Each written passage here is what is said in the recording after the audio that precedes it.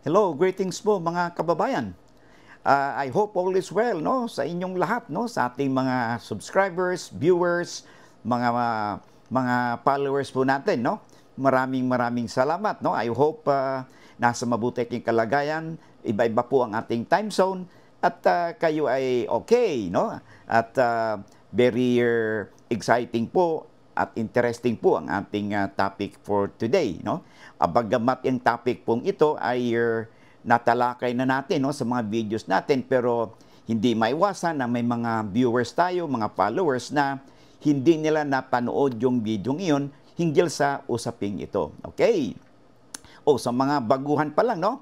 Ito pong muli si Attorney Rogelio Wong ng Batas Pinoy. Ang ating pong channel ay isa pong legal aid public service program na inyong lingkod in collaboration with Integrated Bar of the Philippines, Manila 4th Chapter. Pala lang po, ang ating pong topic o na pag-usapan no, sa ating mga channels ay huwag po niyong maituring na isang legal opinion.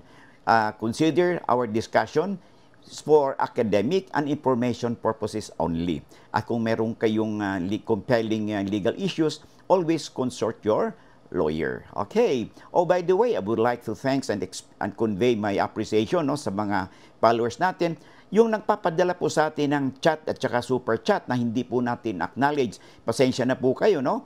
At sa dami po naman siya nang nakarating sa ating mga comments ay hindi po natin napansin no ang inyong goodwill. Pasensya na po kayo. Okay? Pero huwag kayong magsawa no kasi po ang inyong presence no sa mga viewers, subscribers natin ay nagbibigay po ng lakas ng loob no upang ipagpatuloy yung ating legal aid public service program ng inyong lingkod. Okay.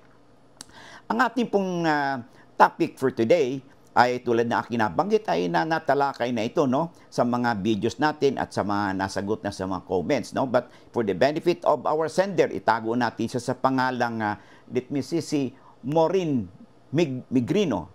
Yan ang kanyang nagpadala siya ng sulat sa atin. Ang sabi niya, meron po bang halaga kung magkano ilis yung agricultural land sa sinasaka ng tenant? So, yun po ang kanyang katanungan. Okay? At bago tayo magpatuloy, no, ay tulad ng sinasabi natin lagi, no, lamang ka na pag may alam ka sa batas. Okay? So, ang ating pong dagdag kaalaman sa episode nito ay yung doktrina na tinatawag na last clear chance doctrine. Ano ba ito? Ang doktrinang ito ay ina-apply usually, no, sa mga negligent cases. So, halimbawa, lalo na kung nagkaroon ng aksidente, no? At hindi matukoy kung sino ba talaga ang may kasalanan, no? Yung nagdemanda ba o yung dinimanda, okay? Ay dito po ina-apply yung last clear chance doctrine. Ibig sabihin niyan, ang magiging liable ay kung sino yung may pagkakataon na umiwas doon sa sakuna, pero kahit na may pagkakataon siya, no? The last chance niya ay hindi niya ito nagawa. So, siya ang mananagot. Okay? Halimbawa po, nagmamaneho kayo. Okay? Pinasok ninyong one-way street. Okay? Dahil hindi nyo napansin. Okay? And then, may kasalubong kayo. Tama siya kasi one-way kayo. Kayo yung mali. Pero may kasalubong kayo. Pero sabi nung kasalubong niyo, sa isip-isip niya, tika muna, ba't ako iiwas dito? Ba't ako tatabi? Kayo yung may kasalanan. So, ang ginawa niya, sa halip na iiwas siya, ay mabilis ang patakbo niya at hanggang nagkaroon ng collision. Okay? So dito, ang may pananagutan ay yung tao na mayroon siyang chance na sana makaiwas pero hindi siya umiwas, hindi niya ginawa ito. So dito, applicable yung tinatawag na the last clear chance doctrine na nasa ating jurisprudence po yan sa mga negligent cases. Okay, so,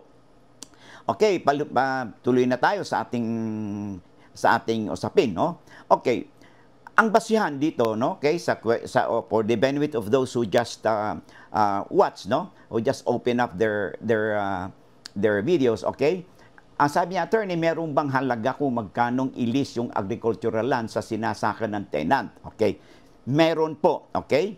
Ang amount po, sabi ng batas, no, yung Republic Act 3844 ay as amended, okay? Ang sinasabi dito ay ang upa ng tenant, okay, agricultural tenant, no, ay hindi lalampas sa 25% ng average normal harvest, no, for 3 agricultural years immediately preceding na nagkaroon sila ng lease relationship between the tenant at saka yung landowner. So yan po ang ating pagbabasyan. Bukod pa rito, ang agricultural tenant po, okay, ay meron din silang karapatan na magkaroon ng home lot.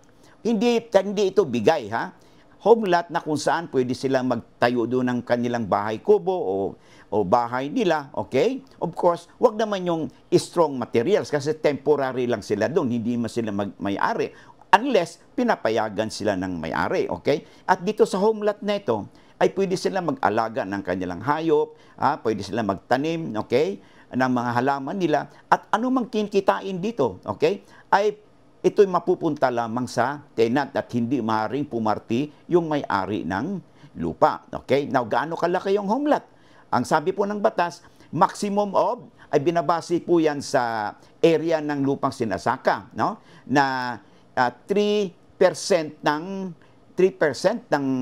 ng area, pero but not exceeding 1,000 square meters. Yun po ang aking pagkaintindi, pag-alala, no? So, yun po ang maging basihan. Okay? At bukod pa rito, ang agricultural tenant po, meron niyang tinatawag nating security of tenure. Ibig sabihin nito, meron silang karapatan na ipagpatuloy ang pagsasaka. Okay? Kahit sino ang may-ari ang papalit. Okay? At meron din silang karapatan na kung ibenta ng may-ari yung lupa na sinasaka, ay dapat sa tenant muna ito i-offer at reasonable at saka terms and condition at reasonable na presyo. Pag hindi ito sinunod ng may-ari at in-offer ito sa iba, okay, merong redemption period, yung right of redemption, yung tenant na bilhin uli yung lupa, no, doon sa pinagbilan at that price, no, na kung ano yung pinagkasunduan nila. So basically po, yung po ang karapatan ng ating mga agricultural tenants. Okay? Now, pag sinabi natin mayroong security of tenure, ibig sabihin yan, hindi sila basta-bastang mapalis nang walang legal na kadahilanan. Okay? Halimbawa, pag hindi nagbayad ng upa sa renta, ground po ito, no? Para terminate. O inabandona yung lupang sinasaka o pinasubcon, okay? Ay grounds po ito para mapalis si tenant. Okay? So, I hope na itong clarification nito na pinadala sa atin, no, itong kasagutan natin ay magbibigay linaw sa ating viewer, no, sa episode nito. Okay, hanggang dito lang muna muli tayo, and I hope to see you in the next video po natin. Hanggang sa muli, God bless and bye-bye.